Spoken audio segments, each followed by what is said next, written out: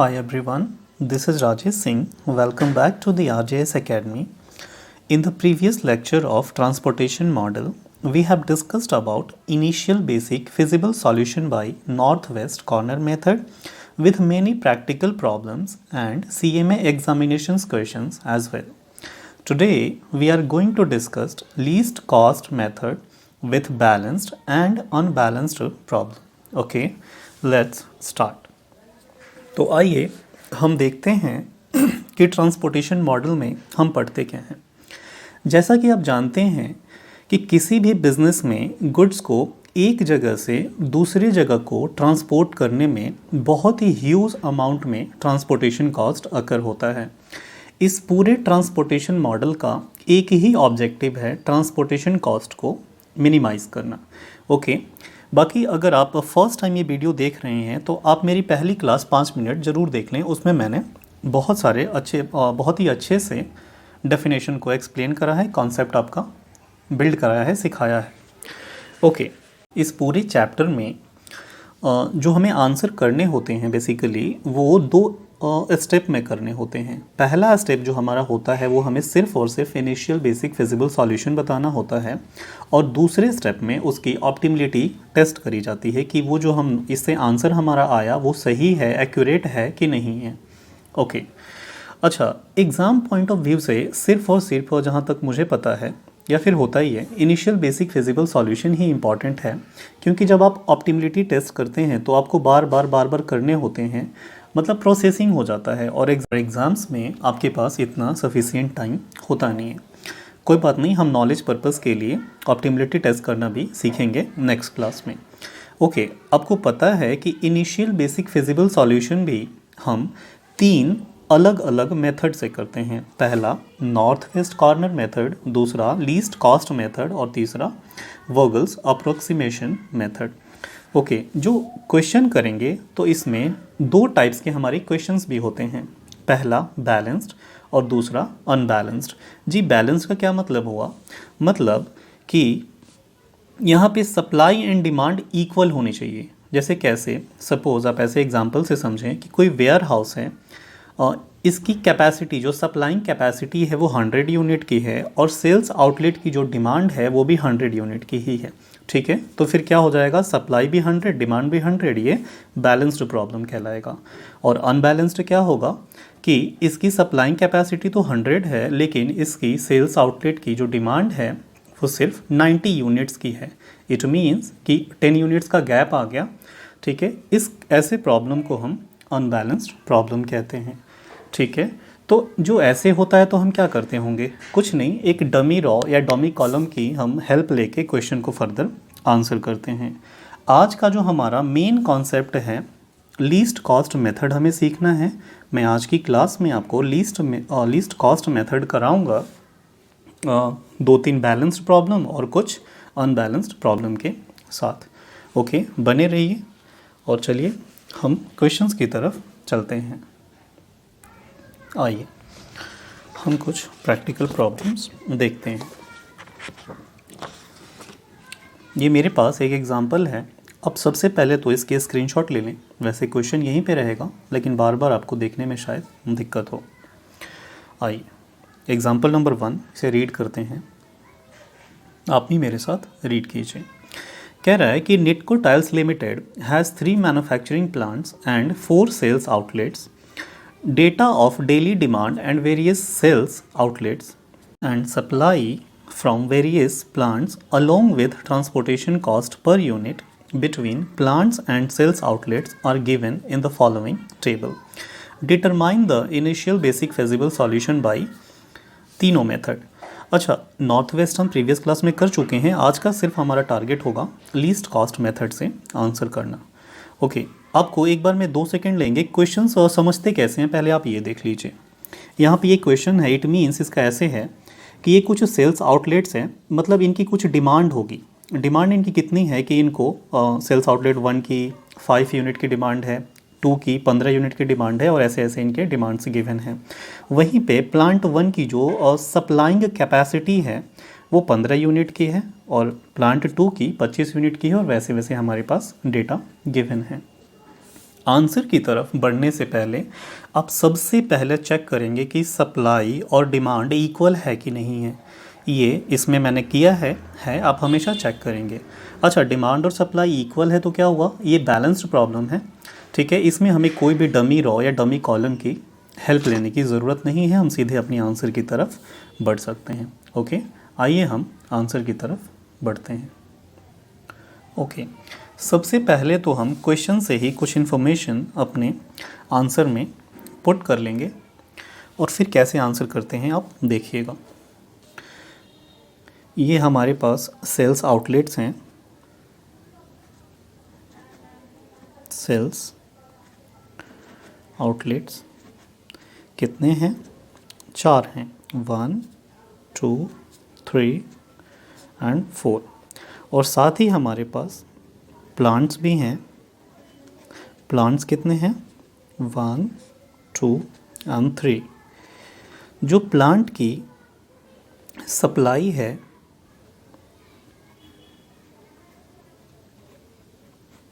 वो है 15 25 एंड 10। और वहीं पे जो सेल्स आउटलेट्स की डिमांड है वो 5 15 15 एंड 15। मैंने आपसे हमेशा कहा कि सबसे पहले आप चेक कर लें कि डिमांड और सप्लाई इक्वल है कि नहीं है। इस क्वेश्चन में हमने देखा कि सप्लाई भी 50 की है और डिमांड भी 50 की है। इट मीन्स ये हमारा बैलेंस प्रॉब्लम है। ओके, पर यूनिट कॉस्ट भी हम ले लेते हैं। अच्छा, पर यूनिट कॉस्ट का यहाँ पे क्या मतलब है?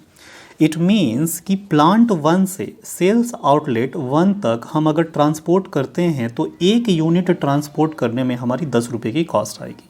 ओके, वैसे ही आप पूरे मैट्रिक्स में कहीं भी समझ लें, जैसे यहाँ पे कि प्लांट 3rd से सेल्स आउटलेट 3rd को, इट मीन्स यहाँ plant 3rd sales outlet 3rd, यहाँ पर यूनिट अगर आप ट्रांसफ़र करते हैं मतलब ट्रांसपोर्ट करते हैं तो जो कॉस्ट आएगी वो 16 रुपये पर यूनिट की आएगी। ओके, ये क्वेश्चंस आई होप आपको अच्छे से समझ में आ गया होगा।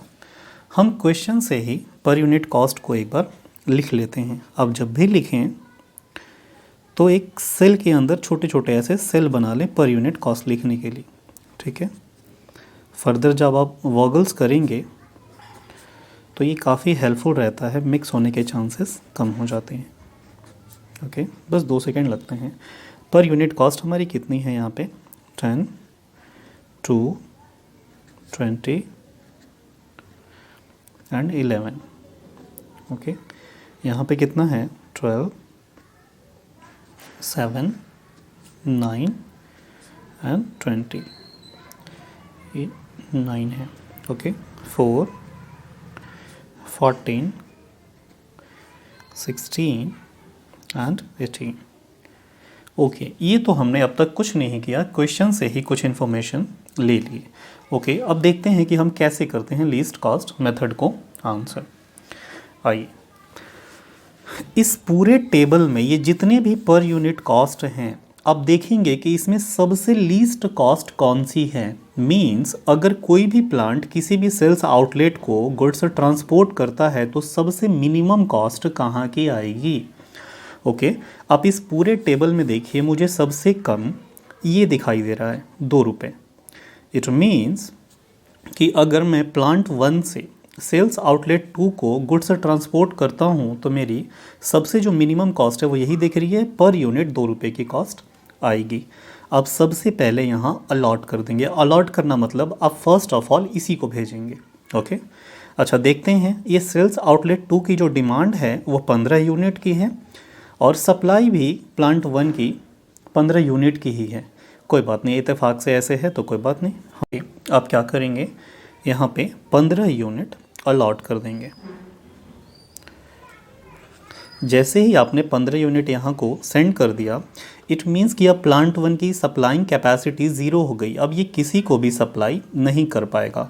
वैसे ही सेल्स आउटलेट 2 की जो डिमांड थी 15 यूनिट की, ये पूरी की पूरी मीट आउट हो गई। अब इसे किसी भी प्लांट से कोई भी डिमांड की ज़रूरत नहीं है। ठीक है, ओके। और अब जब भी ये आंसर करें तो मैंने हमेशा आपसे कहा है कि जो भी ज़ीरो हो जाए उसे आप कट कर दें। कि उधर को हमारा ध्यान ही ना जाए। ओके, अब हम देखेंगे फिर से वही चीज़ दोहराएंगे कि पूरे टेबल में देखेंगे, मैट्रिक्स टेबल में, कि मिनिमम कॉस्ट और अब कौन सी बच रही है। तो आप पूरे में देखिए, यहाँ 4 दिखाई दे रहा है, ठीक है। अब 4 पे नेक्स्ट अलॉटमेंट करेंगे।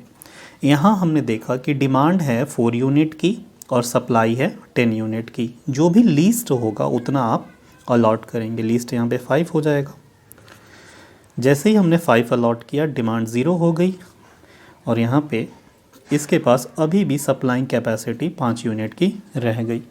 जो 0 हो जाएगा आपको उसे कट कर देना है। ओके, अब आप फिर से टेबल को चेक करेंगे। अब मेरे पास सिर्फ यही तो 4 बचे। इसमें कौन सा लीस्ट है, ठीक है। लिस्ट देखिए यहाँ पे 9 दिखाई दे रहा है, ठीक है। हम यहाँ पे अलॉट करेंगे अब।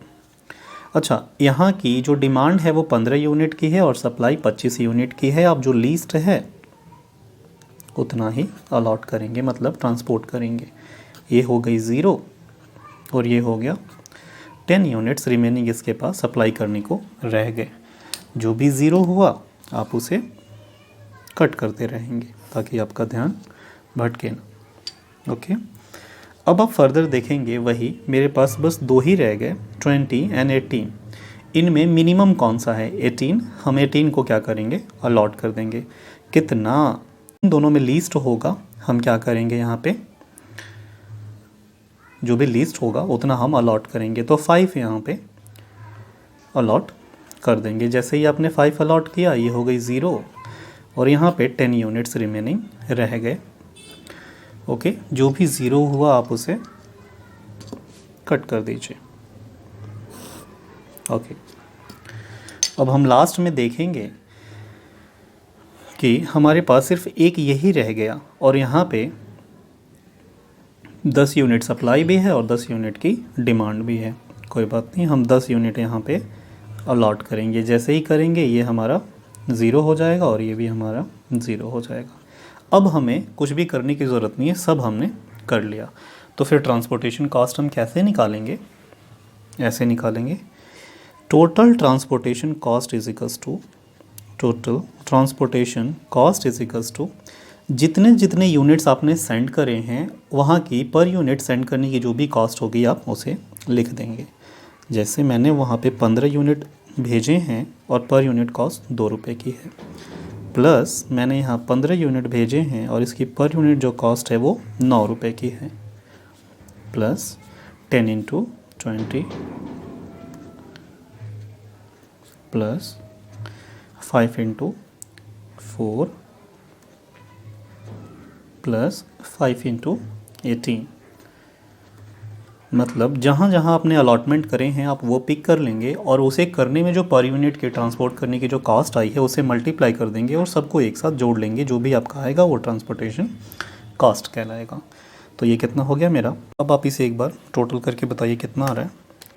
30 plus 135 plus 200 plus 20 plus 90 is equals to 475 rupees 475। मतलब हमें मिनिमम से मिनिमम जो ट्रांसपोर्टेशन कॉस्ट इस क्वेश्चन के लिए बेयर करना पड़ेगा वो 475 रुपीज़ की करनी ही पड़ेगी। ओके, तो बेसिक फिजिबल सॉल्यूशन में आप इतना ही निकाल पाते हैं कि इतना हो गया। अब ये क्या एक्यूरेट है, क्या सही है, ये कैसे पता चलेगा? जब हम ऑप्टिमिलिटी टेस्ट करते हैं तब हमें पता चलता है। कोई बात नहीं, अभी हम नहीं कर रहे, अभी हम सिर्फ और सिर्फ बेसिक फिजिबल सॉल्यूशन ही करना सीख रहे हैं। जब हम ऑप्टिमिलिटी टेस्ट करेंगे आई थिंक नेक्स्ट क्लास में कर लेंगे। ओके, कोई बात नहीं। आइए एक और हम क्वेश्चन देखते हैं और करना सीखते हैं। आइए हम दूसरे क्वेश्चन की तरफ बढ़ते हैं। ये देखिए मेरा एग्जाम्पल नंबर 2 है, इसे हम देखते हैं और आंसर करना शुरू करते हैं। आइए एक बार मेरे साथ आप क्वेश्चन रीड कीजिए। कह रहा है कि obtain the initial basic feasible solution of the following by using least cost method. वैसे मैंने तीनों लिखा है, प्रीवियस क्लास में हमने नॉर्थ वेस्ट कर चुके हैं और इस क्लास में हम लीस्ट कॉस्ट करेंगे, नेक्स्ट क्लास में वॉगल्स के साथ करेंगे। ओके, अच्छा, क्वेश्चन क्या कह रहा है, वही वैसा ही कुछ मिलता जुलता क्वेश्चन है कि ये कुछ और डेस्टिनेशंस हैं और यहाँ पे सोर्स ऑफ सप्लाई है। क्वेश्चन तो खैर आपने समझ ही लिया होगा, बट मैं फिर भी एक बार बता देता हूँ। यहाँ पे क्या है कि सोर्स 1 अगर डेस्टिनेशन 1 को गुड्स ट्रांसपोर्ट करता है तो जो पर यूनिट की कॉस्ट आएगी वो 2 रुपये की आएगी। वैसे ही S1 अगर D2 को करता है तो 3 रुपये की आएगी। बाकी तो आप देख ही रहे हैं, ठीक है। तो ज़्यादा इसमें क्वेश्चन में कुछ है नहीं। हम सबसे पहले ये देखेंगे कि ये क्वेश्चन बैलेंस्ड है कि अनबैलेंस्ड है। बैलेंस्ड मीन्स सप्लाई और डिमांड इक्वल होनी चाहिए और अनबैलेंस्ड मीन्स सप्लाई और डिमांड अनइक्वल। ओके, ये भी क्वेश्चन हमारा बैलेंस्ड का है, इसे भी हम एक बार करते हैं। नेक्स्ट जो हमारी क्वेश्चन होगी वो अनबैलेंस्ड की होगी। ओके, आप एक बार क्वेश्चन की स्क्रीनशॉट ले लें ताकि हम इसे आंसर करने की तरफ बढ़ें। आइए देखिए, सबसे पहले तो हम क्वेश्चन से ही जो इन्फॉर्मेशन रिक्वायर्ड है उसे लिख लेंगे। ये हमारा क्या है, डेस्टिनेशन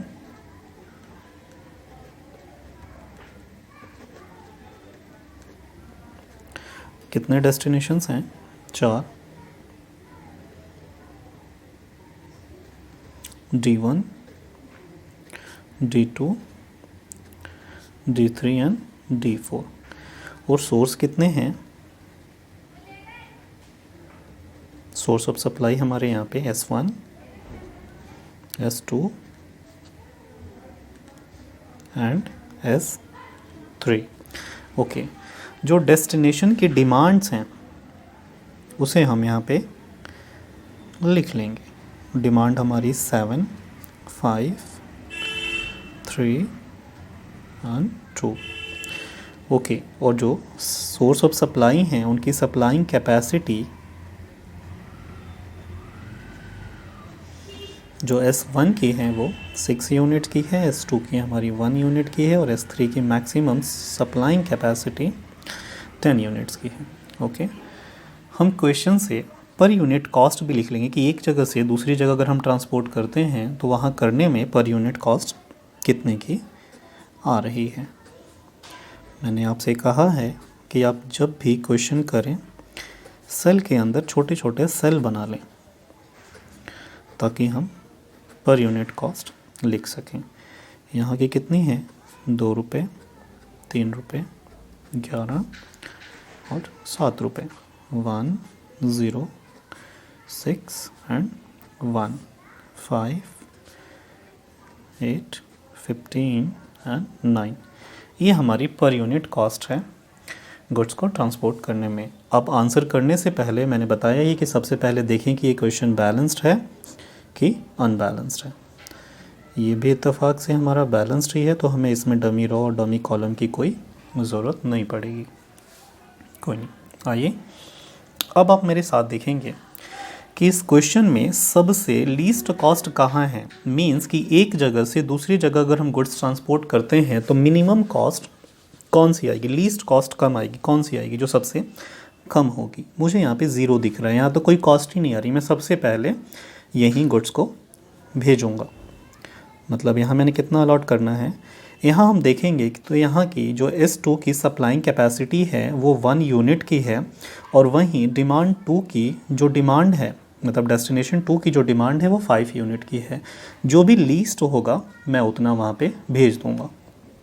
तो मैं यहाँ पे 1 यूनिट ही अलॉट कर पाऊँगा। जैसे ही मैंने 1 किया, इसकी सप्लाइंग कैपेसिटी ख़त्म हो गई, लेकिन इसकी डिमांड तो अभी भी 4 यूनिट की रह जाएगी।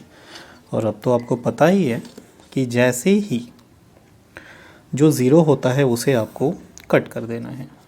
ओके, आइए अब हम देखेंगे कि रिमेनिंग जो भी हमारे रह गए उसमें से लीस्ट कॉस्ट कौन सा है। मुझे देखिए 2 दिखाई दे रहे हैं और इवन 3 दिखाई दे रहे हैं। नहीं, ये तो 11 है ना, ये 1 है। 1 एंड 1, सॉरी ये तो कट चुका है ना। ओके, फिर लीस्ट कॉस्ट हमारी कौन सी है। मैंने देखा यहाँ पे 2 रुपये मेरी अब सबसे बाकियों से कम आ रही है, तो मैं यहाँ पे क्या करूँगा, अलॉट करूँगा। ओके, यहाँ पे मैंने देखा कि जो सप्लाई है वो 6 यूनिट की है बट डिमांड 7 यूनिट की है। कोई बात नहीं, जो भी मिनिमम होगा मैं उतना ही इसको सेंड कर पाऊँगा। तो ये 6 यूनिट मैंने यहाँ पे अलॉट कर दिए। जैसे ही किया इसकी सप्लाइंग कैपेसिटी 0 की हो गई, बट इसकी डिमांड 1 यूनिट की अभी रह गई। मैं इसे कट कर देता हूँ। ओके, अब जो रिमेनिंग मेरे सेल्स रह गए उसमें देखूँगा सबसे लीस्ट कॉस्ट मेरी कौन सी बच रही है। अब यहाँ पे आप देखेंगे कि यही तो 4 रह गए, 5, 8, 15 एंड 9। इन सब में सबसे लीस्ट कौन सा है? 5। तो यहाँ पे मैं क्या करूँगा? अलॉट कर दूँगा। डिमांड है 1 यूनिट की, बट सप्लाइंग कैपेसिटी तो 10 यूनिट की है। लीस्ट मेरा 1 हो जाएगा। मैं यहाँ 1 यूनिट अलॉट कर दूँगा, जिसकी वजह से ये मेरी क्या हो जाएगी? डेस्टिनेशन 1 की डिमांड 0 हो जाएगी, बट यहाँ पे सप्लाइंग कैपेसिटी S3 की अभी भी 9 यूनिट की रह जाएगी। जो भी 0 हुआ आप प्लीज़ उसे कट करते रहें।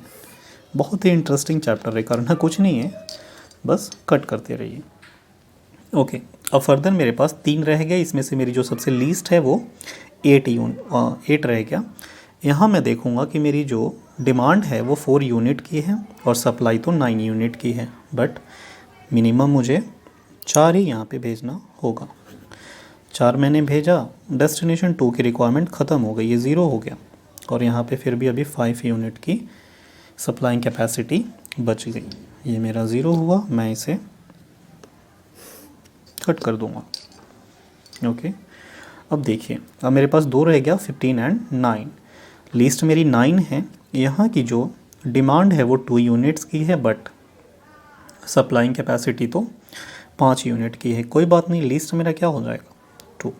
मैं यहाँ 2 यूनिट अलॉट कर दूंगा, जिसकी वजह से ये 0 हो जाएगा और यहाँ पे बच जाएगा 3।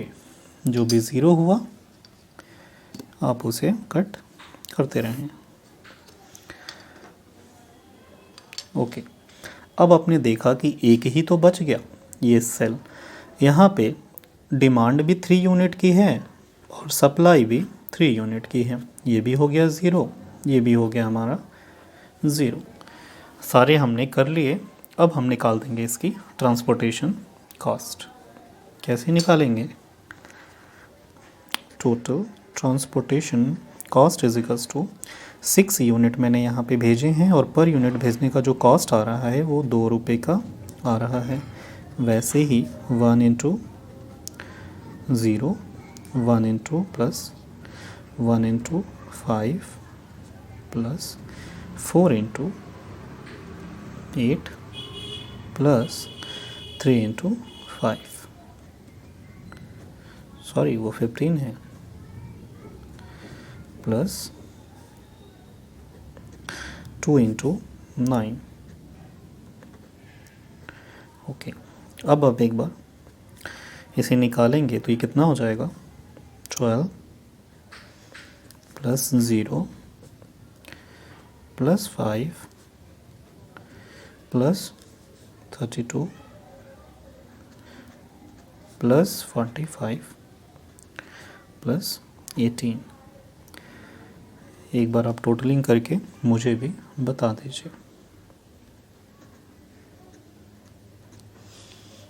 ओके, कितना आ रही है? 12 प्लस 5 प्लस 32 प्लस 45 एंड 18, ये 112 हमारा आ रहा है। मीन्स क्वेश्चन नंबर 2 में आप ट्रांसपोर्ट करते हैं तो जो मिनिमम कॉस्ट आएगी वो 112 रुपये की तो आएगी ही आएगी। बस इनिशियल बेसिक फिजिबल सॉल्यूशन में आपको इतना ही बताना होता है।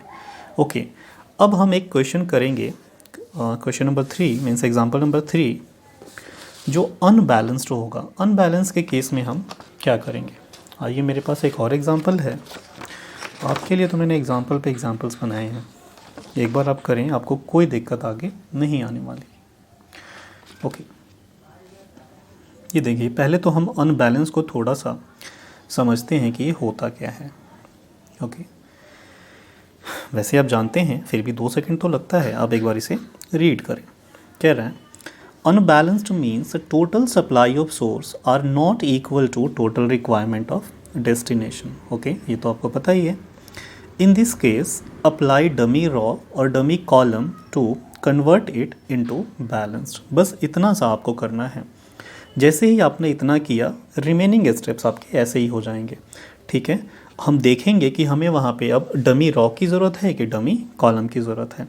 अच्छा, एक चीज़ तो आपको समझ नहीं आया कि जो डमी रॉ या डमी कॉलम, सपोज़ कीजिए आपने डमी कॉलम यहाँ ले लिया, ओके, तो ये जो पर यूनिट कॉस्ट है ट्रांसपोर्ट करने की, वो कितना लेंगे? वो आप हमेशा ज़ीरो लेंगे। ठीक है, सिर्फ वैल्यू आपको पुट करनी होगी बैलेंस करने के लिए डिमांड या फिर सप्लाई की। ये जो एलिमेंट है, ये जो पर यूनिट कॉस्ट है ट्रांसपोर्टेशन, उसे हमेशा आप ज़ीरो कंसीडर करेंगे।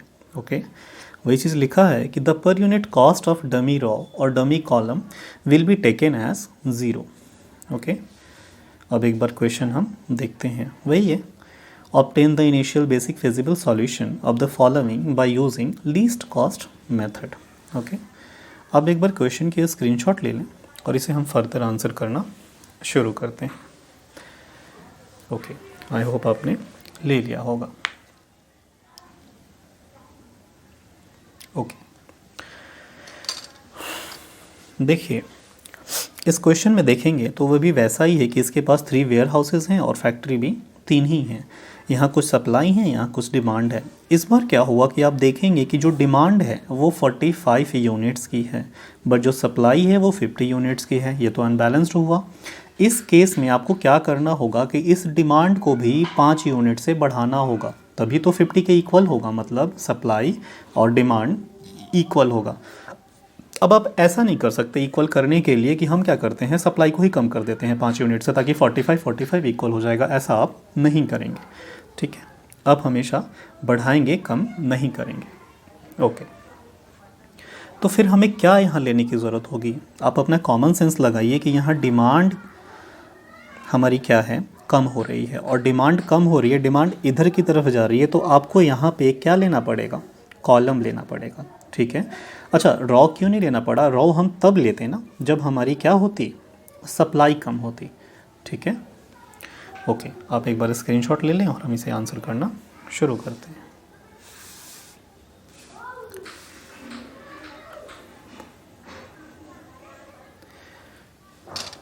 आइए, सबसे पहले तो मैंने हमेशा से कहा है आप कि जैसे ही आपको पता चले कि आपको डमी कॉलम लेना है कि रॉ लेना है, आपको पता चल गया यहाँ पे कि कॉलम लेना है, तभी तो ये 5 यूनिट्स हम इधर को एक्सटेंड कर पाएंगे, बढ़ा पाएंगे। ठीक है, तो मैंने एक्स्ट्रा कॉलम यहाँ पे बना लिया है। ओके, बाकी इन्फॉर्मेशन तो हम पहले कुछ लिख ही लेते हैं। आप एक बार स्क्रीनशॉट ले लीजिएगा, अदरवाइज़ आपको ये दिखेगा नहीं क्वेश्चन। ठीक है, ओके,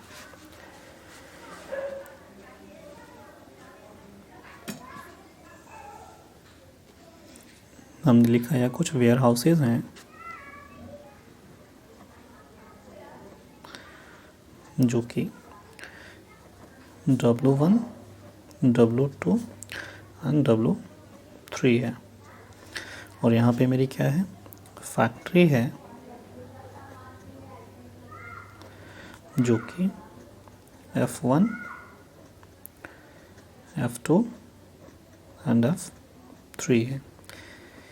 यहाँ जो डिमांड है वो 15 यूनिट्स की है, 10 यूनिट्स एंड 20 यूनिट्स की क्वेश्चन में अब तक गिवन है। जो सप्लाई है वो 20 यूनिट्स की है, यहाँ भी 20 और यहाँ 10 यूनिट्स की है। जब मैं देख रहा था तो ये अनबैलेंस आ रही थी, ये तो 50 आ रहा है बट ये 45 आ रहा है। फिर हम क्या करेंगे, मुझे 5 यहाँ पे डिमांड को ऐड करना होगा डमी के रूप में। आप यहाँ लिखेंगे डमी। जैसे ही आपने डमी कॉलम लिया 5 का, आपकी डिमांड और सप्लाई इक्वल हो गई 50 और 50। ठीक है, फिर ऐसे केस में आप ये जो लेंगे पर यूनिट कॉस्ट लेंगे, ये कितना लेंगे? ये हमेशा आप ज़ीरो, क्योंकि यहाँ तो कुछ वैल्यू थी ही नहीं और हम क्या अज्यूम करते हैं, ज़ीरो। रिमेनिंग जितने भी पर यूनिट कॉस्ट है ट्रांसपोर्टेशन की, वो आप क्वेश्चन से पिक कर लेंगे। ओके, कितनी आ रही है हमारी कॉस्ट पर यूनिट? यहाँ 2 है, 8 एंड 7, यहाँ की 3 है, 9 4 6 2 एंड 7। ओके, ये मैंने सारा इन्फॉर्मेशन यहाँ से ले लिया। अब मुझे किसी चीज़ की यहाँ पे ज़रूरत है नहीं, मैं चाहूँ तो क्वेश्चन को हटा सकता हूँ।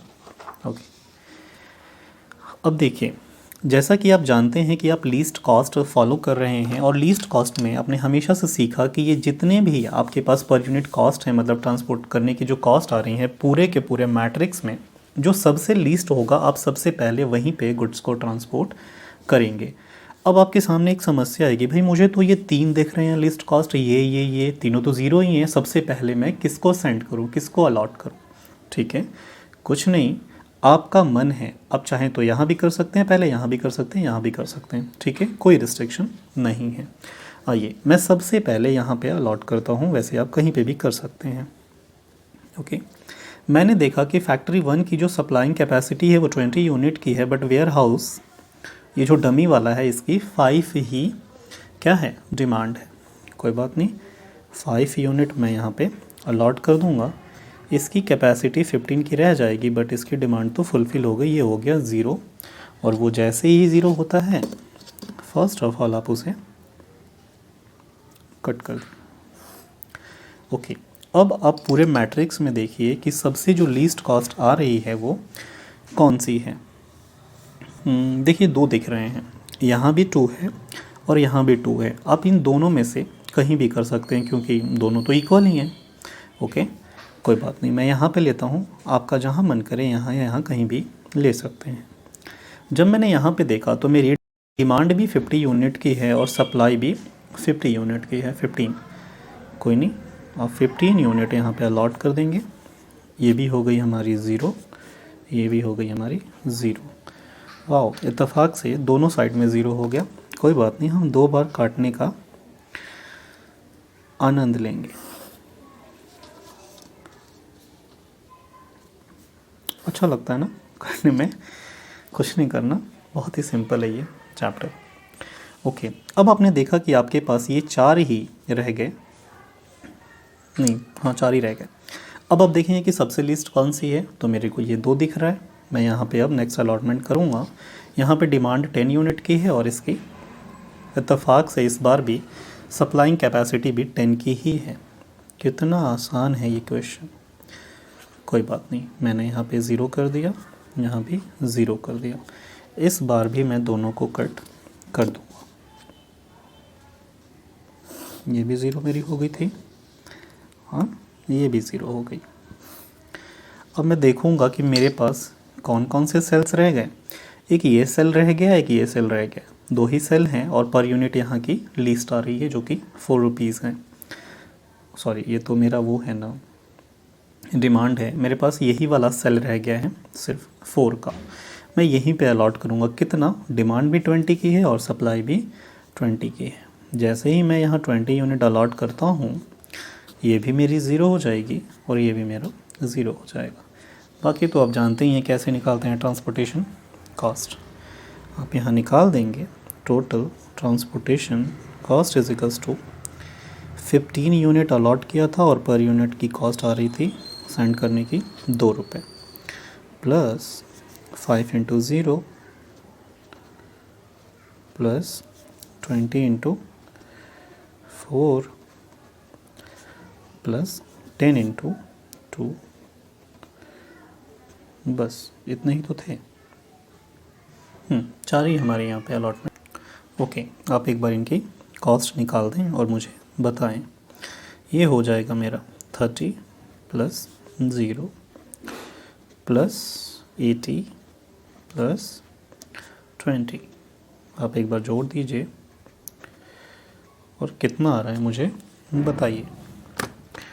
30 प्लस 80 प्लस 20, कुछ नहीं करना, 130। ओके, तो ये मेरा 130 टोटल ट्रांसपोर्टेशन कॉस्ट आ रहा है। आपने देखा कि इस पूरे चैप्टर में लीस्ट कॉस्ट में हमें पूरे मैट्रिक्स में जो भी per unit transportation cost least आ रही है, सबसे पहले हमें वहाँ को क्या करना है, गुड्स को ट्रांसपोर्ट करना है। और एक बार उनकी रिक्वायरमेंट फुलफ़िल हो गई, आप उसको कट कर देंगे, फर्दर देखेंगे कौन सी लीस्ट कॉस्ट आ रही है। कुछ नहीं करना, बहुत सिंपल है। आई होप आपको ये चैप्टर बहुत ही अच्छे से समझ में आ गई होगी। नेक्स्ट क्लास में हम वोगल्स के क्वेश्चन करेंगे, वोगल्स अप्रोक्सीमेशन मेथड, जो कि बाकियों से थोड़ा सा टफ माना जाता है। तो नेक्स्ट क्लास में हम उसे ही करेंगे और बहुत सारे उसके क्वेश्चंस लगाएंगे। और आई होप कि अब मैं मॉड्यूल पे जंप करूँगा क्वेश्चन लगाने के लिए, तो बस मैं एग्जांपल से करा रहा हूँ। ओके, बाकी आपको अगर क्लासेस अच्छी लगती हैं, आपको समझ आते हैं, तो प्लीज़ आप चैनल सब्सक्राइब करें, शेयर करें अपने दोस्तों को। बाकी मिलते हैं नेक्स्ट क्लास में। Okay, take care.